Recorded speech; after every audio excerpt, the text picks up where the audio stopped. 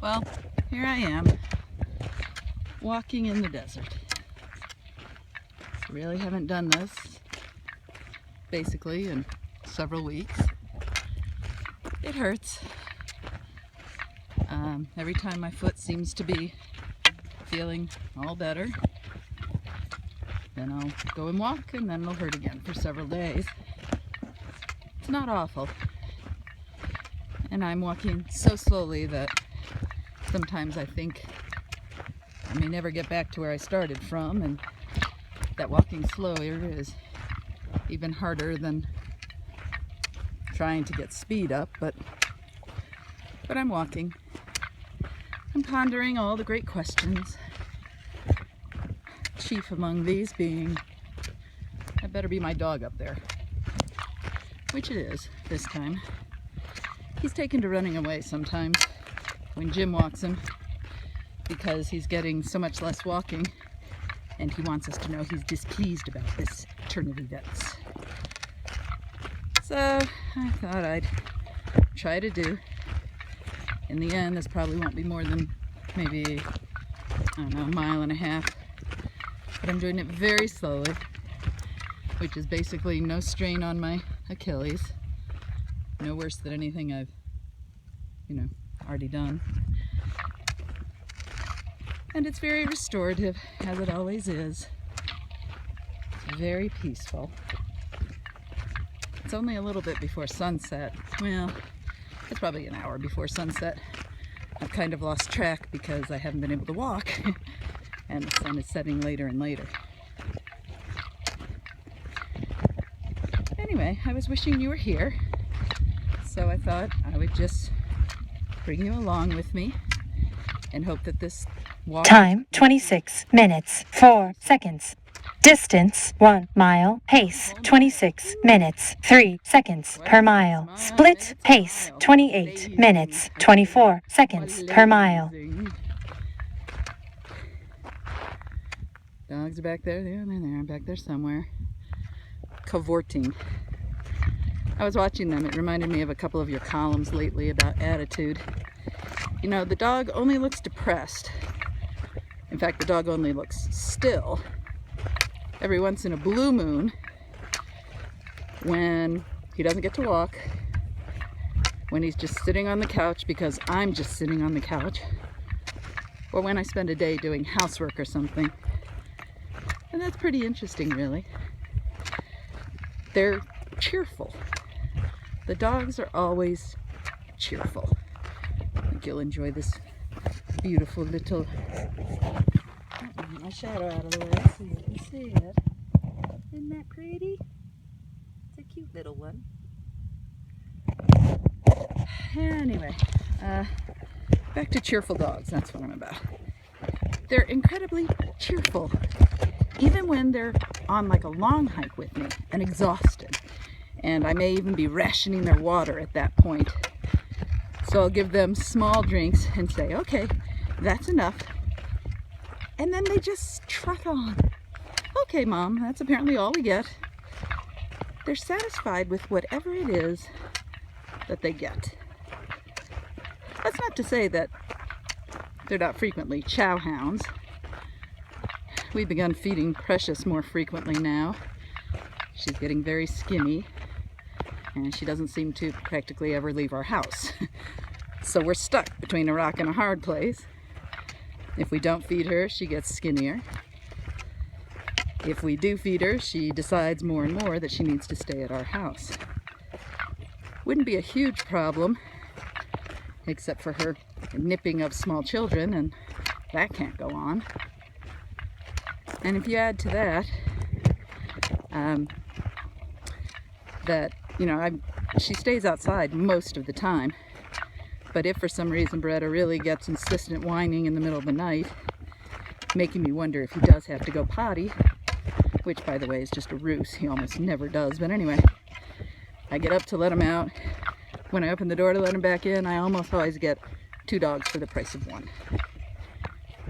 And then, as if fearful that I will drag her kicking and screaming back out of the house, also a possibility, she jumps onto the bed and immediately flops down And while the dog is a good solid, I don't know, 45 pounds, maybe 50, solid rock muscle, but when she does the flop down, she's a 200-pound dead weight.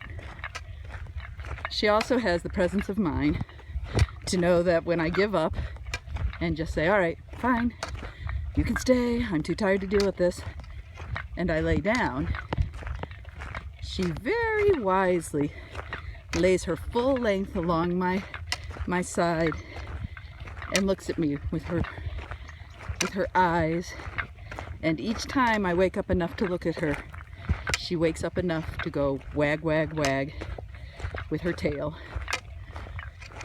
So she knows which side her bread is buttered on, or who's buttering her bread or something. I don't know. Anyway, spring is springing. I haven't gotten to enjoy it very much, so I'm enjoying this walk. Down there is where the water will be when the monsoons start. We did have rain, I guess not last night, the night before, and some during the next day. So that was kind of great. Made things happy and washed things up a bit. So there should be an explosion of spring things in the very near future. That's Larry and Judy's house up there behind the trees. If they saw me talking to myself, they'd probably think that I'm nuts, but they may think that anyway, I'm not positive.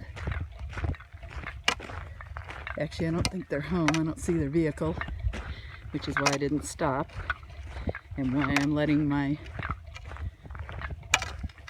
myself have this solitudinal meander.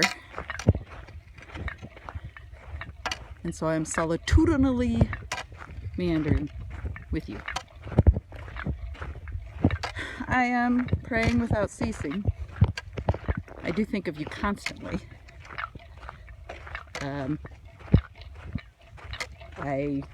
I ask the big questions, the ones that have no answers. Not surprisingly, they still have no answers. But I keep asking them, all the while, praying, praying, praying the desires of my heart.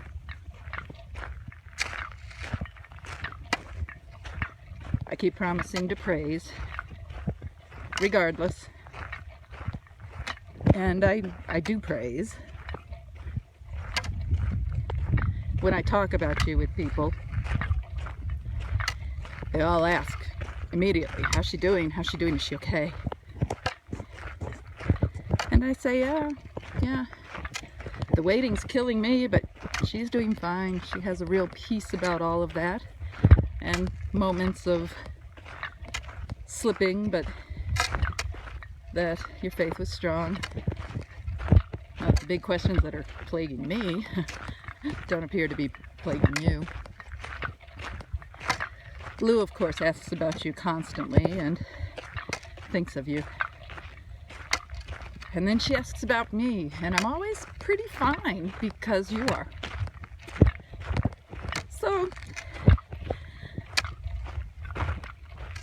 So I guess you're gonna have to keep being fine, because if you start to fall apart, I just don't know how good I'm going to be.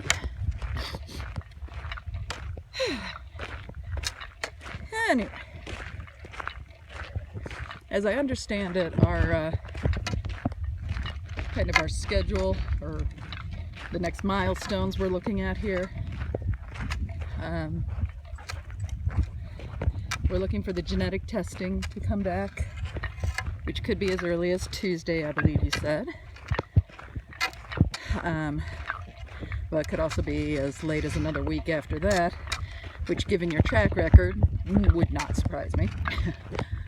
And then there'll be a surgeon's appointment with the genetic counseling in hand to set the plans and the date.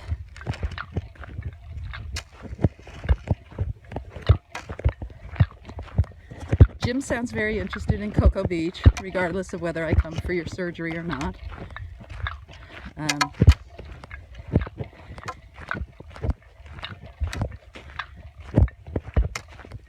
So I'll probably begin to do serious looking for airfares. I mean, I can't say positively, absolutely, beyond the shadow of a doubt yet, but it looks like that we'd be on board for that.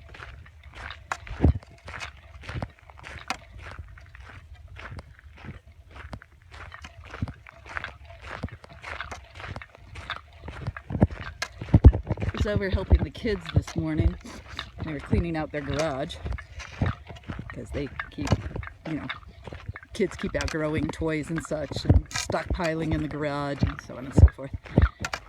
So we were helping them clean out the garage and do things like that, which is, for some reason, some unknown reason, some reason I cannot fathom, more fun than it ever is to clean out your own garage. Richard says it's because you don't have the emotional attachment, but I don't know, because I was looking at Renee's, giveaway, see if other people can use, pile, and so on and so forth, and found the baby tummy blanket, a big, thick, but not very big, rather. It's a really thick, cushy blanket that's maybe, I don't know, 2 feet by 3 feet, something like that.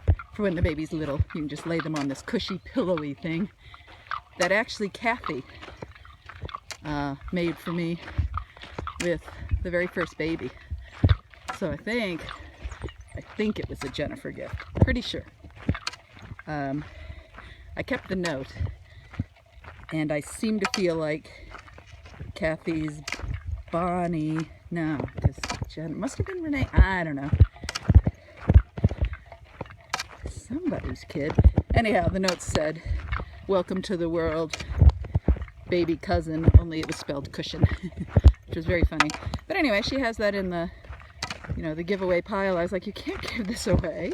And she said, if you want it, take it. I'm not going to hold on to it for the next 20 years to give it to the kids. And I was like, yeah, well, I'll give it thought. But yeah, no, that can't be given away.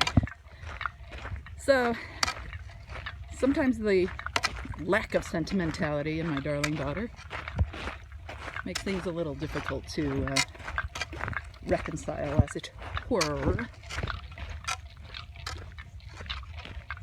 The desert verbena are blooming, by the way, all over everywhere. That's what they look like.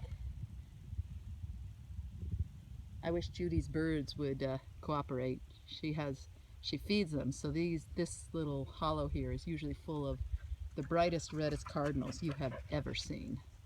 Amazingly beautiful birds. And the ocotillas are redding up and thinking about budding out their green buds, which is always a fun time of year. The palo verdes are covered in yellow blooms, which then fall to the ground and coat the cars and everything else.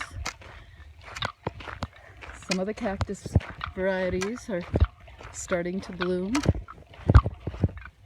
Even some of the saguaros have begun to get the harbingers of what should be a good show this year. I plan to get out and get decent pictures. I don't think I got a single one last year. That hill way back there was where I was going for the second day in a row when my Achilles really decided to give up the ghost. It's only 3 miles from here to there on the hiking route. Fortunately, Richard, I had found some stuff that he wanted, so he had come to pick me up, which was good because I don't think I could have walked home that day. So that's the scene of the murder of my Achilles.